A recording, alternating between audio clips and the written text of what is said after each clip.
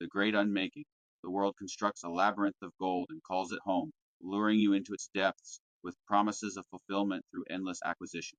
It dangles shiny traps, the gleaming allure of IKEA catalogs, luxury condos, and status symbols, and whispers seductively that comfort is the highest virtue, that safety is the ultimate good, and that your very identity is etched into the barcode of the things you own. This is the great consumer scam, the modern enchantment of Maya, the ancient illusion that ensnares the spirit, chaining it to mountains of debt and sedating it with a hollow accumulation of objects that shimmer but lack substance. In Fight Club, this illusion manifests in the narrator's insomnia riddled existence, where his meticulously curated apartment becomes a tomb of possessions, a false sanctuary that crumbles under the weight of its own emptiness. To pierce this veil, to gaze upon the world through a cracked mirror, marks the onset of a terrifying Gnostic awakening, a revelation that the material realm is a deceptive construct designed to obscure deeper truths. It is to recognize that the life peddled by corporations is a meticulously scripted narrative authored by silent architects who profit from your perpetual slumber. The desk jobs, the starched khakis, and the frantic scramble for social status are not mere economic necessities. They form the iron bars of a spiritual prison. They are engineered to render the soul docile, to keep hands occupied with meaningless double talk in boardrooms and cubicles, and to distract the mind from the abyssal emptiness that no credit card swipe or impulse buy can ever truly fill.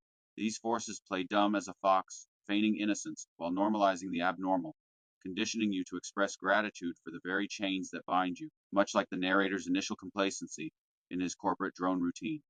The duality at the heart of the film, the fractured interplay between the narrator and Tyler Durden, embodies the archetypal struggle of the divided self, drawing from Jungian shadows and Platonic forms. The narrator represents the persona, the compliant mask donned to appease the system, the nice guy who navigates the slick con of societal expectations, the sleepwalker who clings to the delusion, purchasing the perfect sofa, or attending support groups for fabricated ailments, will stitch together his fragmented wholeness. In contrast, Tyler emerges as the shadow, the untamed, chaotic, creative, and profoundly destructive force that civilized society demands we repress. He is the idea unleashed, the primal energy that bursts forth in underground fight clubs, where blood and bruises become sacraments of authenticity. They are indeed two sides of this coin, inseparable yet in eternal conflict. The system insists on the suppression of the shadow to mold you into a productive member of society, but such repression is futile. The shadow cannot be eradicated, only acknowledged and integrated. True wholeness demands that one cease fleeing from this inner darkness and instead embrace the chaos, as seen in the film's pivotal chemical burn scene, where Tyler forces the narrator to confront pain as a gateway to liberation. The narrator embodies the man society compels you to be, restrained, predictable, enslaved to routines. Tyler, however, is the man you secretly yearn to become, unbound, audacious, free from the shackles of conformity. The movie's profound wisdom lies in its savage unmasking of self-improvement as a farce. The world exhorts you to build, to accumulate, to layer on more possessions and personas like coats of varnish. Yet this is often nothing more than gilding the bars of your cell, perpetuating the illusion of progress. The authentic path, as Fight Club reveals, is self-destruction, a deliberate, methodical dismantling of the false ego, the illusory attachments, and the consumerist addictions that tether you to Maya's web. You must lose everything, your job, your home, your illusions, to truly do anything meaningful. You must plummet to rock bottom, as the narrator does amid the ruins of his exploded apartment, to glimpse the stars of genuine insight. You aptly note ain't nothing free, you pay for freedom with chaos. This encapsulates the exorbitant cost of sovereignty, a theme echoed in Project Mayhem's escalating anarchy. The system proffers a sterile order, but it is the order of a graveyard, where dreams wither under fluorescent lights. To claim freedom, you must willingly traverse the inferno, enduring the flames that scorch away complacency.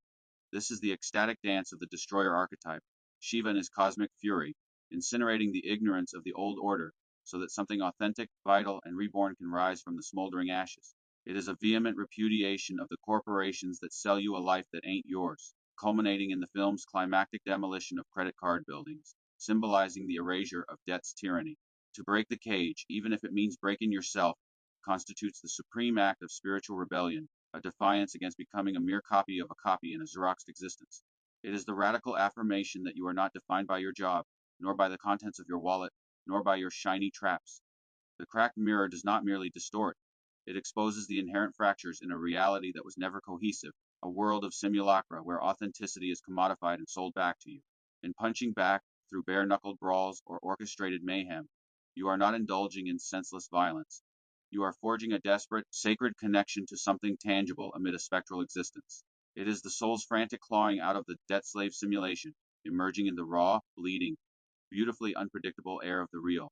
The mask that Fight Club rips away is not solely the system's facade, it's your own, forcing a confrontation with the void and the potential for rebirth. In the film's ambiguous finale, as skyscrapers crumble and narrator holds Marla's hand, we see the tentative dawn of integration. Chaos not as an end, but as the forge for a new, unscripted self. Zerga in synthesis with the philosophers.